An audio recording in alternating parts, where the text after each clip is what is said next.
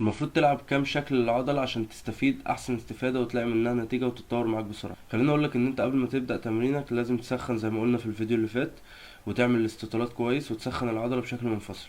تعالى بقولك المفروض تلعب كام شكل للعضلة عشان تلاقي منها استجابة وتطور. في تحليل اتعمل في 2017، التحليل ده بيقول العضلة عشان تستفيد لازم تمرنها من 10 ل 20 مجموعة في الأسبوع، ما يعادل 6 ل 8 أشكال لكل عضلة. دي العضلات الكبيرة، ده لو أنت بتلعب بنظام برو سبليت اللي هو كل عضلة لوحدها. في دراسة تانية اتعملت على الموضوع ده بتقول إن لما العضلة اتمرنت 8 أشكال ب 16 مجموعة من مرة لمرتين في الأسبوع، بعد 8 أسابيع قالوا إن العضلة استجابت بشكل أكتر. والعضلات الصغيرة اتمرنت لحد 10 مجموعات، يعني حوالي 3 أو 4 أشكال، وبرضه لقوا إن العضلات الصغيرة استجابت بشكل أكبر لما اتمرنت بالشكل ده. فلو سألت حد وقالك مثلا مرن الشيست 15 او 16 مجموعة، اقرب بار جنبك وانزل على دماغه.